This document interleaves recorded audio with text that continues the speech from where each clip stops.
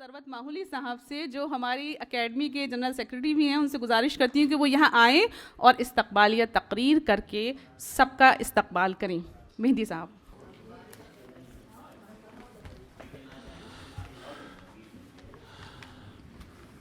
ख़वातीन व हज़रात, उपस्थित देवियों और सज्जनों,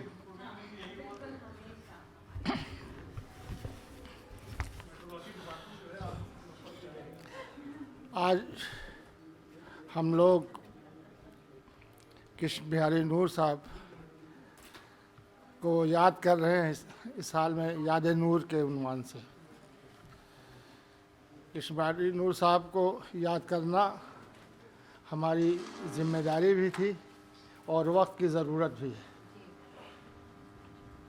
कृष्ण बिहारी नूर साहब लखनऊ की गंगा जमनी तहज़ीब के अलमबरदार थे। उनकी शख्सियत और उनकी शायरी दोनों इस गंगा जमनी तहज़ीब को रोशन करती है। इसी मौजूदा सूरत हाल में जो आप सब जानते हैं कि ऐसे लोगों को याद करना बेहद ज़रूरी है जो लखनऊ की तहज़ीब के नुमाइंदे रहे हैं। मैं यूँ तो नूर साहब गज़ल के बुनियादी तौर पर शायर थे, लेकिन अभी जैसा कि रेशमा ने बताया कि मनक़बत, नात और रुबाई, सलाम, इस तरह के भी उन्होंने शेर कहे हैं। तो सिर्फ शेर नहीं कि अमली तौर पर भी उन्होंने अमल किया। वो एक शायर बाअमल थे। अगर उन्होंने इस तरह की बातें लिखी तो उन्होंने इसको अपनी ज़िंदगी में उतारा। उसकी एक मिसाल मैं शेयर करना चाहता हूँ आपसे। उनकी ज़िंदगी, उनके एक भाई निर्माण निगम में चचाजाद भाई हैं अनिल बिहारी जी, उन्होंने मुझसे बताया था कि उनकी शादी जब लगी थी तो वो अय्याम मुहर्रम का महीना था। मुहर्रम के महीने में वो उनका तारीख़ तय हुई थी शादी की। तो जब उन्हें मालूम हुआ कि मुहर्रम के महीने में मेरी शादी, तो उन्होंने मना कर दिया। हाँ ये अनिल बिहारी जी ने बताया कि बैठे उनके साहबजादे, मैं आपको बता रहा हूँ कि अनिल बिहारी ने बताया कि उन्होंने मना कर दिया कि मैं मुहर्रम के महीनों में शादी नहीं कर रहा हूँ इन तारीख़ों में। ये उनका जज्बा था, उनका शेर था कि जो आलिम, इसलिए मैंने कहा कि वो बाअमल थे, जो लिखते थे उस पर अमल भी करते थे। तो नूर साहब की शख्सियत इस तरह की थी। और यहाँ की जो गंगा जमनी तहज़ीब है, हमेशा वो इस पर अमल करते रहे और जो लिखते थे उस पर लिखते थे। मैं उनके एक शेर मैं आपको सामने पेश करना चाहता हूँ कि सच घटे या बढ़े तो सच न रहे, सच घटे या बढ़े तो सच न रहे, झूठ की कोई इंतहा न रहे। तो इस तरह के अशार उन्होंने कहे जो आवाम के लिए जो है एक मिसाल है, आज की ज़िंदगी के लिए एक मिसाल है। हमारी एकेडमी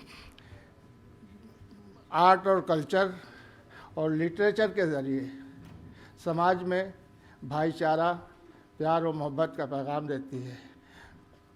नूर साहब उसकी नुमाइंदगी कर रहे थे। इसी नज़रिए से आज उनको हम खराज अक़ीदत पेश करने के लिए एक कैफी आज़मी एकेडमी।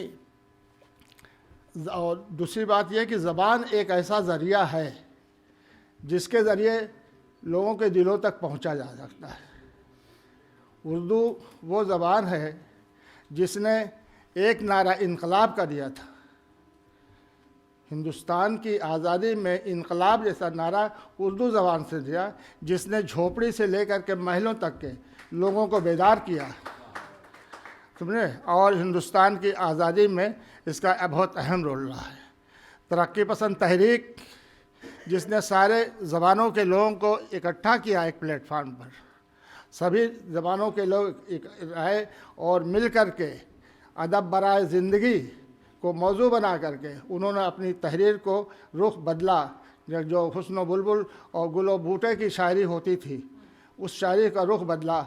मुंशी प्रेमचंद के, जो आप जानते हैं, उस तारीख को तहरीक इस वक्त मौजूद नहीं है उसको दोहराऊँ, लेकिन उसका मौजू यही रहा कि अदब बराए ज़िंदगी कलम उठाया जाए और उससे इस्तिफ़ादा किया लोगों ने, और ज़बान के ज़रिए हम इस हद तक पहुँचे कि हिंदुस्तान की आज़ादी में उर्दू ने बहुत अहम रोल अदा किया है। और मुंशी प्रेमचंद, सज्जाद ज़हीर, इस तरह के लोगों ने लखनऊ में जो कॉन्फ्रेंस कायम की थी, उसमें कैफ़ी साहब सबसे निचली सीढ़ी के आदमी थे, लेकिन कैफ़ी साहब का ये पैगाम था कि मुझसे एक गुफ्तगू में उन्होंने कहा था कि बेटे अगर आप इत्तिहाद करते हैं, सोशलिज़म आ सकता है तो नारों से नहीं, ज़बान के ज़रिए से आता है कि ज़बान वो ज़रिया है जो जिससे लोगों के दिलों तक पहुंचा जा सकता है। हमारी एकेडमी यहाँ पर उर्दू और हिंदी, बंगाली, पंजाबी, इस तरह की ज़बानों की वर्कशॉप करती है, जिसके ज़रिए लोगों को एक दूसरे से मिलने के बात समझने का मौका बना है। इसीलिए हमारी एकेडमी जब भी कोई भी यहाँ का पब्लिकेशन है, ये मैगज़ीन मैं दे रहा हूँ आप लोगों को, इसमें हिंदी और उर्दू दोनों ही ज़बानों के लोग के शामिल हैं, दोनों लिपि में छपते हैं, चाहे हमारा कार्ड हो, चाहे हमारा इश्तिहार हो, हर में हिंदी और उर्दू हमेशा शामिल रहती है।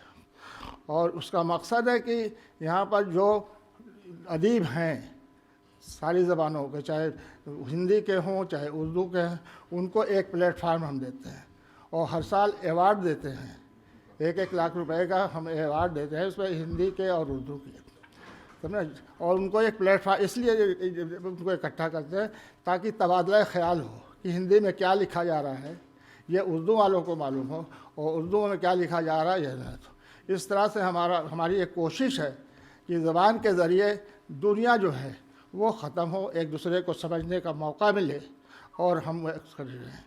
तो ये हमारी एकेडमी का मिशन है, और उसमें मिशन के तहत हम काम कर रहे हैं। यहाँ पर एक ऑडिटोरियम बन गया है, एक सेमिनार हॉल में आप बैठी हुई हैं, आर्ट गैलरी है, थिएटर के लिए रिहर्सल रूम है, ग्रीन रूम है, डॉर्मेट्री है, गेस्ट हाउस है। यह सिर्फ यहाँ के जो कल्चरल ग्रुप है उनके लिए मेरी कोशिश है कि वो आएँ, इसमें काम करें, और अब जो मोहब्बत का पैगाम है वो आवाम तक पहुँचे। ये हमारी एकेडमी का मकसद है। मैं ज़्यादा वक्त ना लेते हुए कैफ़ी साहब का एक शेर जो मैं अक्सर पढ़ा करता हूँ फिर पढ़ रहा हूँ कि प्यार का जश्न नई तरह मनाना होगा, गम किसी दिल में सही, गम को मिटाना होगा। और एक पैगाम दे रहा हूँ आप लोगों के लिए कि कोई तो सोच चुकाए, कोई तो सोच चुकाए, कोई तो ज़िम्मा ले, कोई तो सोच चुकाए, कोई तो ज़िम्मा ले, वो इनकलाब जो आज तक उधार सा है।